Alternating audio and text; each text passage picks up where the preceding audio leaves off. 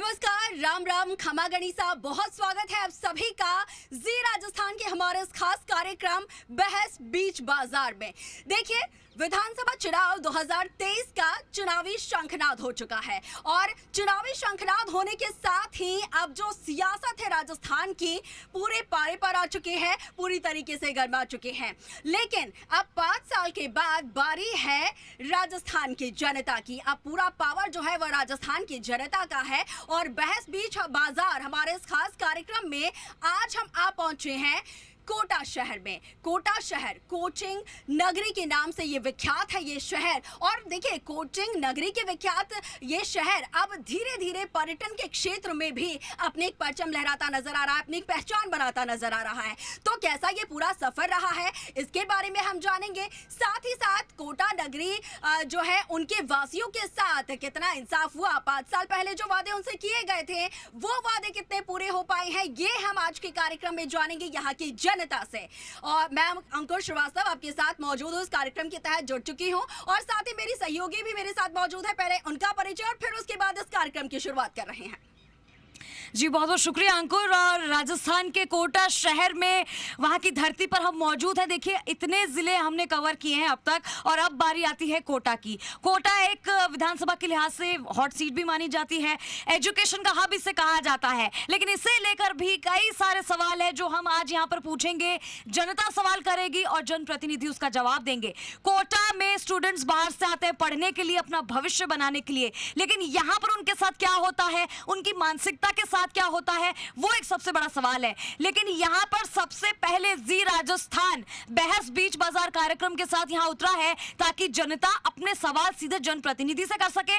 5 साल सबको मिलता है काम करने के लिए। इन 5 सालों में कितना विकास कोटा के लिए हुआ है और क्या कुछ रह गया है, इन सभी सवालों के जवाब आज हम जानेंगे। और आप बने रहिए लगातार हमारे साथ। और जी राजस्थान की टीम ये आशा करती है कि कोटा वासी हमारा सहयोग करेंगे। तो करेंगे ना आप सब? तो चलिए अंकुर, शुरुआत करते हैं और आप जरा पैनलिस्ट से रूबरू करवा दीजिए। जी बिल्कुल बिल्कुल चंद्रश्री। देखिए, हम कार्यक्रम की शुरुआत करने जा रहे हैं और चंबल नदी के पूर्वी तट पर ये कोटा नगरी बसी हुई है और बेहद खूबसूरत ये नगरी है। चंबल माता का आशीर्वाद यहाँ पर बरसता है, लेकिन साथ के साथ यहाँ की जनता का आशीर्वाद इस बार किस पर बरसेगा और पहले जिन पर आशीर्वाद बरसा था उन लोगों ने कितना काम करके कोटा वासियों को दिया है, ये जानते हैं। तो आइए, सबसे पहले जनता से हम रूबरू होंगे, लेकिन यहाँ के जो जनप्रतिनिधि हैं जो कि जनता के सवालों के जवाब देंगे, उन्हें हम जरा यहाँ पर आमंत्रित कर लेते हैं। तो देखिए, सबसे पहले हमारे साथ जुड़ने जा रहे हैं हरपाल सिंह जी, जो कि कांग्रेस नेता है। हरपाल जी, बहुत स्वागत है आपका, आइए पधारिए पोडियम पर। बहुत स्वागत है, तालियों के साथ देखिए स्वागत कीजिए। हमारे साथ खास मेहमान जुड़ रहे हैं। साथ ही हमारे साथ जगदीश जिंदल जी जुड़ रहे हैं जो कि बीजेपी से जिला महामंत्री हैं। बहुत स्वागत है आपका जगदीश जी, आप भी पधारिए पोडियम पर। और इसके साथ ही कुंज बिहारी सिंह जी हमारे साथ सिंगल जी जुड़ेंगे जो कि आपसे जिला अध्यक्ष हैं। तो आपका भी बहुत स्वागत है। और देखिए, कोटा की बात की जाए, कोटा में 6 विधानसभा क्षेत्र और 6 में से 3 जो है वो दोनों ही पार्टी जो कि मुख्य पार्टी हैं बीजेपी और कांग्रेस, उनके कब्जे में आई हैं। किस तरीके का विकास हुआ है उसको लेकर हम जानते हैं। और सबसे पहले मैं आना चाहूँगी हरपाल सिंह जी। देखिए, कांग्रेस, क्योंकि कांग्रेस की सरकार रही है, साथ ही आपके पास कोटा के 3 विधानसभा क्षेत्र भी रहे। यूडीएच मंत्री शांति धारीवाल यहाँ से आते हैं, लगातार उन्होंने अपने यहाँ पर जीत भी दर्ज की है और कई विकास कार्य भी किए हैं। लेकिन अब हम आपसे जानना चाहेंगे कि इन 5 सालों में क्या कुछ विकास कार्य कोटा में हुए हैं और इसके साथ ही क्या ऐसे कार्य रह गए जिन पर काम हो रहे या फिर काम होना रह गया है? देखिए, प्रदेश की जनता ने कांग्रेस को बहुमत देकर के जब सत्ता में बिठाया तो पूरे राजस्थान में प्रदेश के यशस्वी मुख्यमंत्री आदरणीय अशोक जी गहलोत साहब और माननीय शांति धारीवाल जी के नेतृत्व में पूरे प्रदेश में विकास की गंगा बही है। ये पूरा प्रदेश और पूरे प्रदेश की जनता जानती है। आज कोटा में चहुमुखी विकास हुआ है। विकास खुद जनता ने देखा है, चाहे अपोजिशन कितना भी इस पर एलिगेशन लगा ले, लेकिन आज कोटा विश्व पर्यटक के एक नक्शे पे स्थापित हो चुका है और आने वाले समय में कोटा एक पर्यटक नगरी के रूप में जाना जाएगा। इसमें कोई संशय नहीं है कि हमारे कोटा का मान बढ़ा है, सम्मान बढ़ा है, विश्व के नक्शे पर हम स्थापित हुए हैं। बड़े बड़े लोग, विदेशों में रहने वाले लोग जब कोटा आ रहे हैं तो वो अचंभित हैं। वो कहते हैं कि कोटा में ऐसा विकास, पूरा नक्शा बदल के रख दिया राजस्थान का। ये बहुत बड़ी बात है। कोटा में जो लोग आ रहे हैं वो अचंभित हो रहे हैं कि इतना विकास पहले कभी नहीं हुआ है, पूरा नक्शा बदल कर रख दिया गया है। जो यहाँ पर कहा है हरपाल सिंह जी ने, उनके दावे कहाँ तक सच हैं? विपक्ष के नाते आप किस तरीके से देखते हैं? एक तो कांग्रेस सरकार 5 साल पहले अशोक गहलोत जी ने जितने भी अपने चुनाव वादे किए थे, एक तो वो खरे नहीं उतरे, और उन्होंने जो 5 साल पहले किए थे वो 4.5 साल तक तो उन्होंने अपनी गाड़ी को स्कूले खिलाते खिलाते 4.5 साल पार कर दिए। कभी तो होटलों में बंद, कभी 5 स्टारों में विधायकों को बंद, कभी सरकार बचाने का काम, और सिर्फ 5 साल सरकार बचाने के अलावा 1 रुपये रत्ती का काम नहीं किया। और जब 4.5 साल बाद सरकार जगी कि सरकार जाने वाली है, तब उन्होंने रेवड़ियों की तरफ बांटना चालू किया, जिसका कोई अंत नहीं है, किसका पैर नहीं है, किसका नहीं है। दूसरी बात इन्होंने कहा विकास सिर्फ भ्रष्टाचार का विकास हुआ। यदि इस चौराहे को सजाने को विकास कहते हैं तो मेरे ख्याल से बड़े बड़े उद्योगों को क्या कहते हैं, नाली पटान बनाने को क्या कहते हैं। और जो आदमी का भ्रष्टाचार सिर्फ उत्तर में ही काम किया, दक्षिण विधानसभा को इन्होंने हटा दिया। क्या सरकार का मंत्री सिर्फ उत्तर के थे, राजस्थान के नहीं थे, या फिर कोटा के थे? तो इन्होंने सिर्फ उत्तर में अपना विकास करने का काम किया, और विकास सिर्फ जेब बढ़ने का। दक्षिण में भाजपा के विधायक थे, इसलिए विकास नहीं हो पाया। ये बात सही कहा कि दक्षिण में भाजपा के विधायक थे। और दूसरा पक्षपात, क्योंकि उनकी परंपरागत सीट मानते हैं। कांग्रेस जानती है कि उत्तर परंपरागत, पर वो भूल गए कि एक बार बीजेपी जीतती है, एक बार कांग्रेस जीतती है। अभी हम बीजेपी जीतेगी, और उत्तर में क्या, दक्षिण में क्या, पूरी 6 की 6 विधानसभा भारतीय जनता पार्टी जीतेगी। उत्तर में क्या, दक्षिण में क्या, पूरी 6 की 6 विधानसभा भारतीय जनता पार्टी जीतेगी। ये भारतीय जनता पार्टी इस वक्त दावा कर रही है। आपने कांग्रेस को सुना, भाजपा को सुना, आप आम आदमी पार्टी जो है वो तीसरे प्रमुख पार्टी के तौर पर उभर रही है। आम आदमी पार्टी के लिए हम जानना चाहेंगे कि आगे की जो आपकी रोड मैप है वो किस तरीके से इस चुनाव को लेकर तैयार की गई है, यहाँ की जनता के लिए, खासतौर पर कोटा वासियों के लिए अगर बात की जाए तो। सभी को पता है कि हम लोगों ने दिल्ली में क्या काम किया है।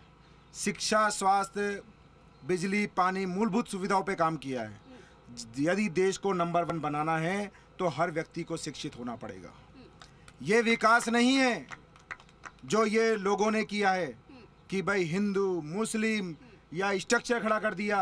और धारीवाल जी ने जिस तरह के कहा था हम चुनाव में आएंगे तो एक दिन में केडीएल को भगा देंगे, और अब धारीवाल जी के जो पप्पू के पप्पू है वो लोगों को ये बोलते हैं कि भाई वो बीजेपी वालों ने ऐसा बिल बना दिया कि वो हम हटा नहीं पा रहे। अरे भाई बीजेपी वालों, आप तो मंत्री जी हो, आप भी नहीं हटा पा रहे तो कौन हटा पाएगा? अब आपको क्या बताओ क्या बनाए हम? तो ये इनकी स्थिति है। ये एक दूसरों के ऊपर आरोप के अलावा कुछ नहीं। मैं कह रहा हूँ हाड़ौती में आएंगे, आपके पास आएंगे, फिर आप बोलेगा। देखिए शब्दों की मर्यादा जरूरी है। बिल्कुल बिल्कुल बिल्कुल, आपके पास आएंगे, उसके बाद आपसे बात करेंगे। हाड़ौती में यदि नारेबाजी नहीं। देखिए आप चाहते हैं कोटा की जनता के लिए हम काम करें और बात करें, तो आप शांति बनाए रखिए, शांति से बात रखिए अपनी। मैं बोलता हूँ हाड़ौती में यदि आम आदमी पार्टी की एक भी सीट आ गई तो ये तो केडीएल नहीं हटा पाएंगे, हम हटा के बता देंगे। क्योंकि हमें पता है कि बिजली कैसे फ्री की जाती है, पानी कैसे दिया जाता है, शिक्षा कैसे दी जाती है और स्वास्थ्य कैसे दिया जाता है। कांग्रेस वाले तो भ्रष्टाचार के नाम से जाने जाते हैं। ठीक है। तो ये आपने सुना, आम आदमी पार्टी के जो जनप्रतिनिधि है वो साफ तौर पर यहाँ पर कहते नजर आते हैं कि क्या कुछ उनकी तरफ से किया जाएगा। लेकिन चंद्रश्री देखिए, कोटा की जनता यहाँ पर बेहद आतुर है अपनी बातें रखने के लिए। खासतौर पर युवा हमारे साथ यहाँ पर मौजूद है कोटा के। तो जरा आप इनके बीच जाइए और इनसे जानने की कोशिश कीजिए कि क्या कुछ उनकी प्रमुख जो है यहाँ पर वादे हैं, क्या कुछ उनकी मांगे हैं, और जो मूलभूत सुविधाएं हैं, जो जमीनी हकीकत है यहाँ की, वो क्या कुछ कुछ है वो जरा कोटा वासियों से जानिए। Over to you Chandrashree. बिल्कुल अंकुर, क्योंकि देखिए शिक्षा की नगरी इसे कहा जाता है। हमारे साथ कई वरिष्ठगण यहाँ पे मौजूद है, यूथ भी बड़ी संख्या में यहाँ पे मौजूद है और सबसे ज्यादा यहाँ पे देखिए महिलाएं भी मुझे काफी तादाद में यहाँ पे नजर आ रही है, जो कि खुशी की बात है। यहाँ से भाई साहब आप काफी देर से कुछ कहना चाह रहे थे, तो जरा पहले इन्हीं के पास आ जाते हैं। सबको मौका मिलेगा लेकिन बीच में कोई इंटरप्ट नहीं करेगा, वरना मैं किसी को माइक नहीं दूंगी। जी मैं बोलना चाह रहा हूँ, आदरणीय भाई साहब ने बोला कि कोटा दक्षिण में विकास नहीं हुआ है, तो आप गोरे बाउडी सर्किल आइए, आप सिटी पार्क आइए। आपने नहीं देखा कि आप भी तो कोटा के हो ना, आपको दिख रहा होगा ना कोटा में विकास नहीं है। जो एरोड्राम सर्किल है वहाँ पर इतना जाम लगा रहता है, एम्बुलेंस नहीं निकल पाती थी। आज देख लो हमारे आदरणीय धारीवाल साहब का, और जिस जगह हम खड़े हैं यहाँ पर इतनी बदबू आती थी। मैं छोटा सा बड़ा हो गया, आज देखो कितना विकास हुआ है। आप आंखें तो खोलिए एक बार, आदरणीय आंखें तो खोलिए, देखिए तो सही, देखिए एक बार देखिए, मैं गलत नहीं कह रहा। और आप युवा की बात करते हो ना, आप संदीप शर्मा जी देख ले, तीसरी बार है, आपके पास युवा नहीं है क्या? बहुत सारे युवा हैं। और अभी आप देख लो, मुझे लड़ाओ कोटा दक्षिण से, कांग्रेस से, मैं बताऊंगा किसे कहता है गरीब का बच्चा हूँ। ठीक है जी, एक सेकंड पहले यहाँ से भी प्रतिक्रिया ले लें। माननीय कांग्रेस वालों से पूछना चाहूंगा, अगर धारीवाल जी ने इतना ही विकास किया है तो दूसरी लिस्ट में भी उनका नाम कैसे नहीं आया?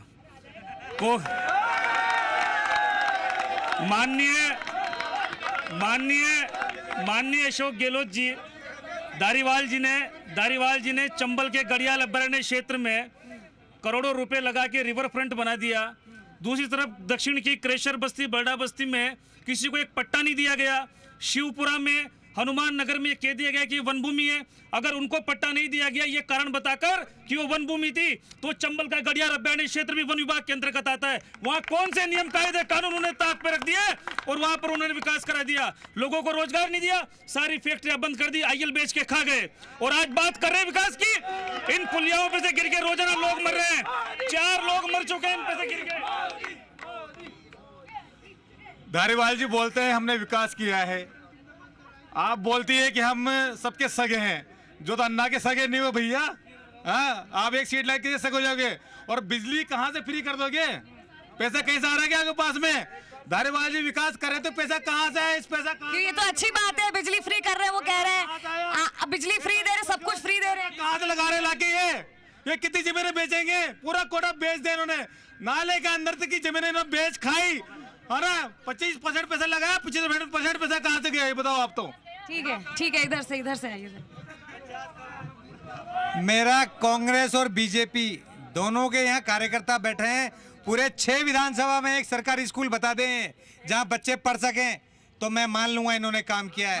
कोई एक हॉस्पिटल बता दे, जमीनों में बैठते हैं बच्चे नीचे बैठकर पढ़ाइयाँ कर रहे हैं, उनके पास ना कंप्यूटर है, एक रूम में 2-2 क्लासेस चल रही है। ये हालत है। कोटा में हमने स्कूलों के दौरे किए, 17 स्कूलों के दौरे किए। मैडम बैठी है हमारी, तारा मैडम को खुद गई है स्कूल पे, हम उनके बुलाने पे, टीचर नहीं आते, अस्पताल नहीं है। गहलोत जी ने बोला था जनता क्लिनिक बनाएंगे, कोटा में एक जनता क्लिनिक बनाए, उस पे भी दवाइयां नहीं मिलती। ये हालत है इनकी। हमारे साथ में महिलाएं भी मौजूद हैं, तो सबसे पहले यही पूछ लेती हूँ कि राजस्थान में महिला कितनी महफूज है और सरकार ने अब तक कितना उनको महफूज रखा है, क्या कुछ किया है उनके लिए?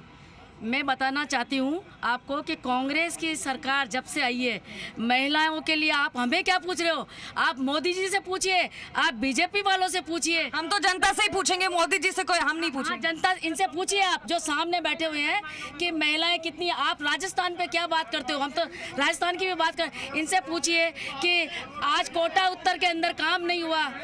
आज आप मीडिया के लोग जो आ रहे हो, आपने खुद ने कोटा देखा है कि आपने बताया कि आज ये पर्यटक के अंदर कोटा सबसे अच्छा है, आपने खुद ने अपने मुंह से बोला है। और मैं इनको पूछना चाहती हूँ, आप कोटा उत्तर, कोटा दक्षिण, कहीं पे भी कोई भेदभाव नहीं हुआ है। आज आप देखिए, आप स्टेशन से आइएगा, वहाँ पे मैं खड़े गणेश जी के पास रहती हूँ, पहले हमें 1 घंटा लगता था आने में, 15-17 मिनट में हम पहुँचते हैं घर पे। क्या काम नहीं किया, कैसे नहीं किया काम? और मैं पूछना चाहती हूँ इन लोगों से, बीजेपी वालों से, कि आप लोग सिर्फ एलिगेशन लगाते हो और सिर्फ एलिगेशन लगता है। यहाँ पे बात कर रहे हैं महिला सुरक्षा की। मैं पूछना चाहती हूँ कि जब सदन में मंत्री जी धारीवाल जी ये कहते हैं कि ये मर्दों का प्रदेश है, तब कहाँ चली जाती है ये महिलाएं जो आज आप ठोकर ये कह रही है, आज आप ठोकर कह रहे हो कि आप सुरक्षित हो, आप सुरक्षित हो। क्या आपके बहू बेटियां नहीं है क्या? अरे मैडम, आपके महिलाएं नहीं है क्या? मर्दों के देश में हो तो क्या आप मर्द हो क्या, या दोनों बीच के हो? क्या हो आप, ये बताइए। और मैडम बात सुनिए, विकास की बात, शांत हो जाइए, शांत हो जाइए। इधर विकास की बात चल रही है, विकास की बात चल रही है।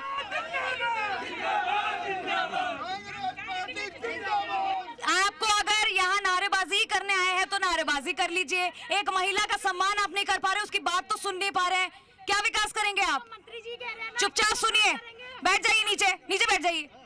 और विकास की बात आप बार बार कह रहे हैं, विकास हुआ है, विकास हुआ है। जिस कोटा शहर में चंबल नदी जोरों शोरों पर बहती है, कभी भी आप पानी का मतलब कोई कमी नहीं आती, उस शहर में पानी के लिए लोग तड़पते हैं। आप देखिए कि विधानसभा जो दक्षिण में आता है, प्रेमनगर, रोज अखबारों में आप पढ़ रहे होंगे कि जनता कितनी तड़पते हैं, वह लाइनें लगाई जा रही है। अरे भैया, लाइनें लग रही है क्योंकि विधानसभा में आ रहा है धारीवाल जी, उत्तर में रह रहे हैं, इसलिए अरे सब। ठीक है, यहाँ पे अंकुर, दोनों तरफ से अलग अलग रिएक्शन सामने आ रहे हैं, सब अपनी अपनी पार्टी के लिए बोल तो रहे हैं, लेकिन यहाँ पे वार पलटवार भी हो रहा है एक दूसरी पार्टी के लिए। यहाँ पे महिलाओं को लेकर खासकर बड़ा मुद्दा उठ रहा है, और शिक्षा के लिहाज से यहाँ पे युवाओं की हालत क्या है ये तो सब जानते हैं। बिल्कुल, देखिए चंद्रश्री, वार पलटवार, आरोप प्रत्यारोप ये लगते रहते हैं, लेकिन हम बात कर रहे हैं कोटा की जनता के लिए, राजस्थान के भविष्य के लिए। कोटा जो है उस शहर को कोचिंग नगरी के नाम से जाना जाता है, लेकिन जब राजस्थान का भविष्य या भारत का भविष्य यहाँ पर आता है पढ़ाई करने के लिए, तो एक ऐसा माहौल उन्हें देना चाहिए कि वो पढ़ लिख कर एक अपना नाम करे, लेकिन वो नाम मिटते नजर आए। पिछले कुछ सालों में हम देखें तो वो नाम जो है वो हमेशा हमेशा के लिए मिटते नजर आए। हम उन नौनिहालों की बात कर रहे हैं जिन्होंने कहीं ना कहीं तनाव में आकर अपनी जिंदगियां खत्म की है। ये जो गंभीर मुद्दे हैं उन पर बात होना जरूरी है, तो उनसे जवाब लेंगे हम जनप्रतिनिधियों से। हरपाल सिंह जी हमारे साथ मौजूद हैं और मैं उनसे ये जानना चाहूंगी कि कोचिंग नगरी जो है वो कोचिंग नगरी के साथ साथ सुसाइड नगरी बनती हुई नजर आई है पिछले कुछ सालों में देखा जाए तो। बहुत जरूरी है उन नौनिहालों को बचाना, उनकी जान को बचाना। ये एक बहुत महत्वपूर्ण मुद्दा है और गंभीर मुद्दा है जिस पर बात होना बहुत जरूरी है और इसके लिए काम होना बहुत जरूरी है। देखिए, माननीय अशोक गहलोत जी ने जब सुसाइड के मामले यहाँ पर हुए एक दो, तो गहलोत जी ने इस पर एक कमेटी बना करके जितने भी कोचिंग संस्थान वाले थे उन कोचिंग संस्थान वालों को खुद बुला करके उनसे चर्चा करी, उनसे बात करी, और बात कर करके जिले में, कोटा शहर में आने वाले बच्चों को एक एटमॉस्फेयर उपलब्ध करवाने के लिए उन्होंने भी उनको निर्देशित किया है। और रही बात पढ़ाई की, तो पढ़ाई पर बच्चों पर बर्डन आज की डेट में इतना है कि उनके माँ बाप खुद उन पर इतना प्रेशर डाले हुए हैं। इस बात को मैं समझता हूँ कि हर व्यक्ति मानेगा कि जब तक बच्चों पर प्रेशर डालना बंद नहीं होगा तब तक ये सुसाइड के मामले रुकेंगे नहीं। सिर्फ अभिभावक ही जिम्मेदार है दबाव डालने के लिए, या फिर? देखिए, अभिभावक भी जिम्मेदार है और एक हद तक कोचिंग संस्थान भी जिम्मेदार हैं। आप किस तरीके से देखते हैं, और महिला सुरक्षा इस वक्त राजस्थान की जो स्थिति है उसको लेकर क्या कहेंगे? कोचिंग संस्थान की बात यह है कि पूरा शहर इस कोचिंग संस्थान और जो हॉस्टल में बच्चे रह रहे हैं उनका पूरा ध्यान रखती है, जबकि राज्य सरकार बिल्कुल ध्यान नहीं रखती है। क्योंकि राज्य सरकार ने यदि बच्चों पर ध्यान रखती तो उनके लिए जो सुख सुविधाएं, जो उनके मन मस्तिष्क की चीज़ें, वो उनके लिए पूर्ति करती है। जब उनकी जिम्मेदारी है कि जो कोटा शहर में जितना भी बच्चा बाहर का आ रहा है उसके मन मस्तिष्क, उनका सोच विचारों में अंतर आए। उन्होंने एक ऑक्सीजन खोला, ऑक्सीजन खोलने का भी तात्पर्य पैसे कमाने का अड्डा बना लिया। इन्होंने बात की है शिक्षा पर। शिक्षा का जब जब व्यवसायीकरण हुआ है, जब जब शिक्षा का व्यवसायीकरण हुआ है तब तब सुसाइड हुए हैं। आप देखिए, जब कोचिंग क्लासेस थी तो पहले टेस्ट लेती थी, उसके बाद में वो एडमिशन देती थी। लेकिन अब जो बच्चा काबिल नहीं है, जिसके 50% मार्क्स है, 60% मार्क्स है, उसको आईआईटी के एग्जाम के लिए प्रेषित करा जा रहा है।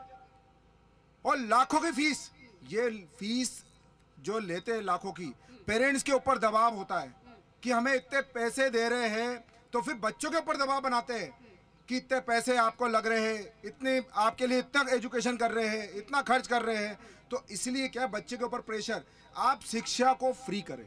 ठीक है, तो चंद्रश्री आपने सुना तीनों ही प्रतिनिधि किस तरीके से आरोप प्रत्यारोप लगा रहे हैं एक दूसरे पर, लेकिन कोटा की जनता क्या चाहती है, कोटा की जनता को क्या चाहिए, ये जरा उनसे जानिए। और साथ ही साथ जिस तरीके से विकास के यहाँ पर बात किए गए हैं, तो जरा युवाओं से जानिए कि उनके लिए क्या क्या कुछ व्यवस्थाएं हैं, किस तरीके से यहाँ के स्कूलों में व्यवस्थाएं हैं। चिकित्साओं की अगर बात की जाए तो चिकित्सालय में किस तरीके की व्यवस्थाएं हैं, वहां पर चिकित्सक है या नहीं है, जो सरकार की तरफ से राहतें दी गई हैं, वो राहतें कितनी हद तक मिल पा रही हैं। जी अंकुर, तो यहाँ पर सबसे बड़ा सवाल तो स्टूडेंट्स को लेकर ही है। सर, क्या लगता है आपको कि अब तक जो सरकारें आई है, जिन्होंने अपना टाइम यहाँ पर बिताया है, उन्होंने क्या विकास किया है और कोटा को अब तक क्या मिल पाया, विकास कहाँ तक हुआ है संभव?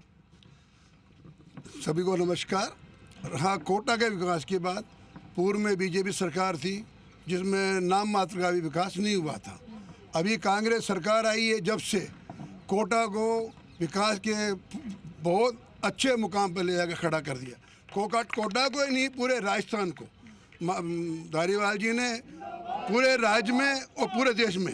ये मत करिए, मैंने पहले ही कहा था, आप नारेबाजी नहीं करेंगे यहाँ पे मेरे शो में, बैठ जाइए। नारेबाजी कर लीजिए। दूसरी बात ये रहा शिक्षा की बात, कोटा कोचिंग हब है, करीब करीब यहाँ 3 से 4 लाख बच्चे आते हैं। हर कोचिंग वाला पूरी कोशिश करता है और सरकार हमेशा मीटिंग करती रहती है, प्रशासन मीटिंग करते रहता है, कमेटियाँ बनाई हुई है। बच्चे डिप्रेशन में आ जाते हैं, उनको समझाना एक हॉस्टल में किसी का बस की बात नहीं है। बच्चा समझता है, खुद भी एग्जाम भी देता है, परंतु कोई के बच्चे डिप्रेशन ज़्यादा आ जाता है किसी कारण से, परिवार कारण से, दोस्तों के कारण से, वो बच्चे ऐसी घटनाएं कर बैठते हैं। रहा चिकित्सा की बात, पहले गवर्नमेंट थी बीजेपी की, उससे पहले थी कांग्रेस की। कांग्रेस ने बहुत दवाइयाँ फ्री करी पब्लिक के लिए, बीजेपी आई आधी दवाइयाँ कम कर दी, वापस बीजेपी कांग्रेस आई है, 1400 दवाइयाँ फ्री, सारी जांचें फ्री। इस समय 15-25 लाख का इलाज हो रहा है, एक्सीडेंट 5 से 10 लाख किया। ठीक है, काफी सारी सुविधाएं दी, दवाइयाँ और इलाज इन्होंने बोला है कि फ्री है। और यहाँ पे शिक्षा के क्षेत्र में भी काम हुआ है। जनता सरकार से पूरी तरह संतुष्ट है। जो हमारे माननीय अशोक गहलोत साहब ने जो काम किया है, 25 लाख तक का बीमा फ्री है, 100 यूनिट बिजली फ्री है, किसान के लिए 2000 यूनिट बिजली फ्री है, पशु का बीमा है, तो जनता पूरी तरह से संतुष्ट है। सरकार का कहीं भी कोई विरोध नहीं है, सरकार दोबारा रिपीट होएगी, ये हमारा दावा है। मैडम, आप तो सिर्फ इनसे ये पूछो कि ये मोदी की बात करते हैं, अभी तक तो इनके पास सीएम का चेहरा तक नहीं है, और बात करते हैं विकास की, तो इनको आंखें खोल के देखना चाहिए कि मैं कोटा की बात नहीं करूंगा, पूरे राजस्थान की बात करूंगा। विकास आपने भी देगा कोटा की बात, कोटा में स्थानीय मुद्दों पे बात कर रहे हैं भाई। हमारे पास तो चुनाव लड़ने के बहुत मुद्दे हैं, विकास की बात कर लो, आप चिकित्सा की बात कर लो, 25 लाख के बीमा की बात कर लो, 10 लाख के बीमा की बात कर लो। इससे बड़ी योजना मैं तो राजस्थान की बात कर रहा हूँ, बाकी मोदी जी तक भी नहीं दे पाए। ये इससे पहले हमारा कोटा शहर जो औद्योगिक नगरी भी था, उस पर कोई ध्यान ही नहीं दे रहा है। युवाओं को काम की ज़रूरत है, बेरोजगार बहुत ज़्यादा है, उनको काम दो बस।